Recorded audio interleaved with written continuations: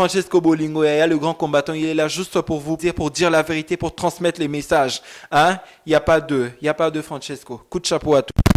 En tout cas, merci vraiment. La Francis, c'est plus que Bolingo. La façon dont Bundilambo Kanayo, vraiment, tu es un patriote. Je suis congolais. Kabila nous tue. Les Rwandais, Kabila nous tue. Le Rwanda payera un jour pour tous ces massacres effectués au Congo. Je suis congolais, Kabila nous tue.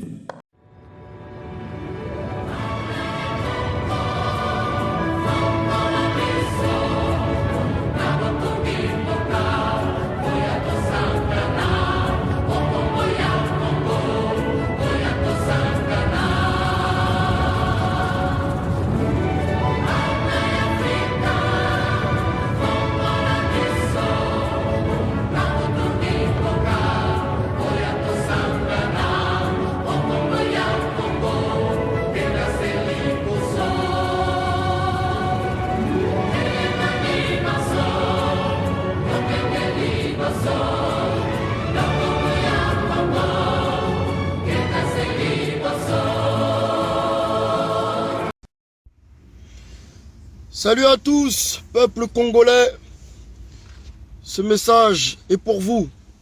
Peuple africain, ce message est pour vous.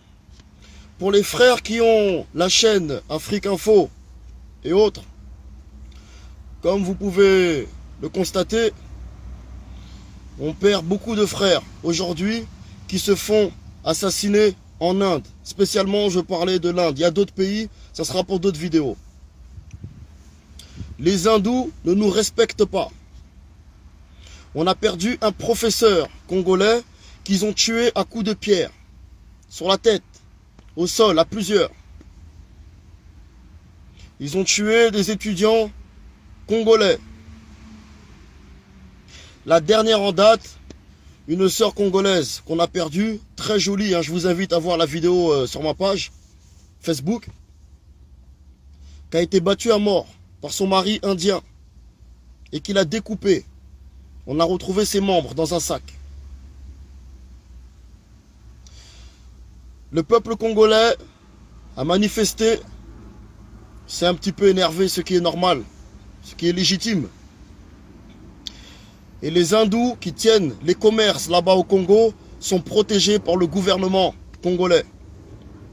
La police congolaise les protège. Pourquoi ? Parce que le respect passe par l'économie. Voilà la raison. Aujourd'hui, ce que je vois en France ne me plaît pas forcément depuis un moment. Voilà pourquoi je fais cette vidéo-là. Nous avons des commerces tenus par des Noirs qui vendent des produits destinés à notre communauté. Comment voulez-vous que le frère noir qui a ouvert son salon de coiffure afro puisse se développer pour embaucher d'autres frères ou agrandir son salon ou ouvrir un deuxième salon si nous allons chez la concurrence hindoue? Parce que les hindous aussi font les salons de coiffure afro. J'ai vu des salons où il y avait écrit Afro Style, avec des affiches dehors, des posters où on voit des blacks avec des waves, des dégradés, des coupes de blacks, et à l'intérieur c'est des hindous qui coiffent, qui empiètent sur le business des noirs. Si j'ai loupé un épisode, il faut me le dire. Si les Jackson 5 étaient hindous, dites-le moi. Si les Afro-Américains sont hindous, il faut me le dire. Comment voulez-vous que la sœur antillaise ou le frère antillais ou le frère africain qui ouvre son épicerie en vendant des propres produits locaux de chez nous puisse se développer si nous allons acheter nos produits locaux à la concurrence hindoue? Comment? Je l'ai dit dans une ancienne vidéo, si vous faites pousser des fruits et légumes dans votre jardin, ce n'est pas pour que votre voisin qui habite à 2 pâtés de maison puisse les commercialiser à votre place. C'est à vous que doit revenir ce business. C'est votre terre. Et si ces commerces d'hindous, pakistanais, chinois qui vendent des trucs de noirs tournent aujourd'hui, c'est parce qu'il y a une grande majorité de noirs qui leur achètent, qui font leurs courses là-bas. Alors qu'on a nos propres frères, nos propres sœurs blacks qui tiennent ces commerces. De tissage, faux cheveux, coupe afro, les produits locaux d'Afrique, il y a des noirs qui le font. Et beaucoup de confrères, par jalousie, ils ne vont pas chez leur frère noir qui a ouvert le commerce. Il faut arrêter ça. Il y a un proverbe africain qui dit « Éteins le feu qui est en train de brûler la maison de ton voisin, car le feu se propage et risque de brûler la tienne. » C'est le moment de s'entraider entre nous. On a le virus du sida, il faut se soigner du virus de la jalousie aussi. Et marcher main dans la main. Oui, je vous parle de communautarisme économique là, oui. Ce que les juifs et les pays asiatiques font depuis un moment. 1 euro chez un juif, ça tourne 9 fois. Ça va chez l'épicier juif, le boucher juif, le coiffeur juif, l'électricien juif, qui veut dire qu'ils créent des commerces entre eux et ils s'entraident entre eux, ils s'achètent entre eux. C'est ça, donner la force. C'est ça, faire une puissance. Et nous, nous donnons de l'argent, nous alimentons des magasins hindous qui vendent nos produits locaux, alors que dans leur pays, nous sommes tués là-bas. Ils ne nous respectent pas. Ici en France, on est en terrain neutre. Ils ne peuvent pas nous tuer comme ils le font dans leur pays. Ici, un hindou se mouche là avec un renois, il essaye de faire le malin, ça va être compliqué pour lui. Ils savent ça. 400 ans d'esclavage, qu'on a été tués, qu'on a été fouettés. Et aujourd'hui, on se fait encore tuer comme des chiens. C'est pas parce que nous sommes Africains ici, de France, que nous devons fermer les yeux sur ce qui se passe par rapport à notre communauté dans les pays étrangers, que ce soit les États-Unis, que ce soit les Africains en Inde, que ce soit les Africains au Pakistan et dans d'autres pays. Non.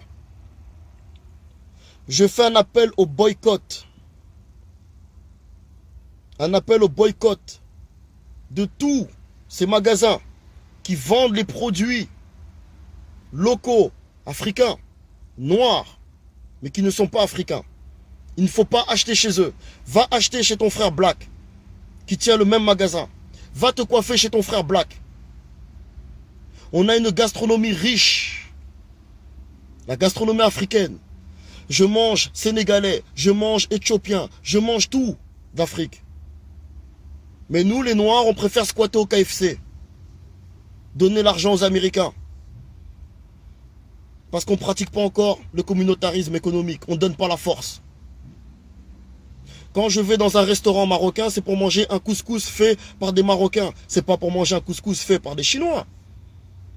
Quand je regarde les films de Bruce Lee, Jackie Chan, ils sont pas là-bas, les mecs. La diversité, c'est une chose, mais il y a quoi dans la diversité? C'est que chacun a son truc proprement à lui. C'est à nous. Chacun a son authenticité.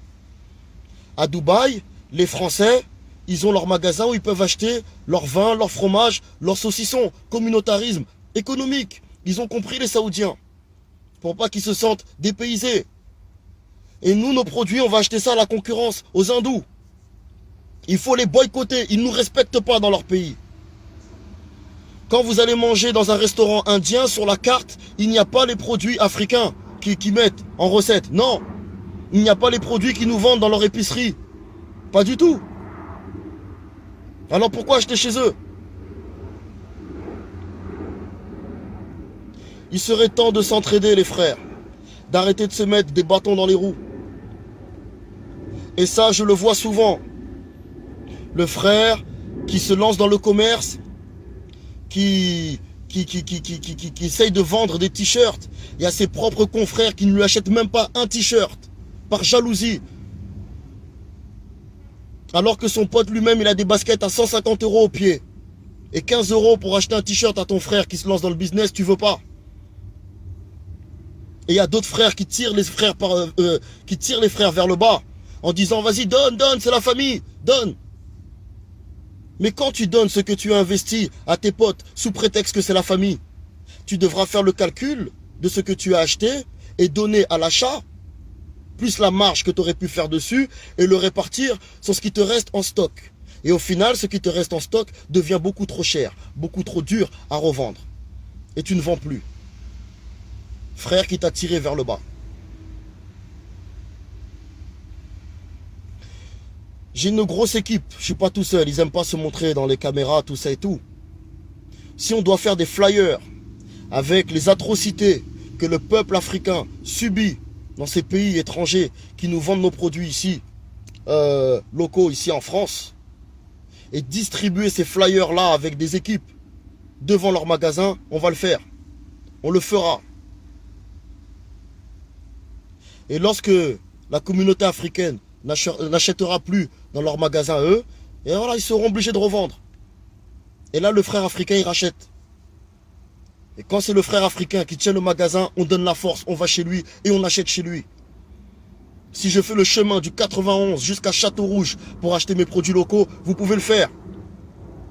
Vous arrivez à acheter des billets pour aller sauter des nanas dans le sud, je ne sais pas, à Perpète-les-Oies là. Mais pour aider la famille, non. Vous préférez aller chez l'épicier hindou qui est à côté, là en bas de chez vous, pour lui donner votre oseille. Alors que dans leur pays, ils nous tuent.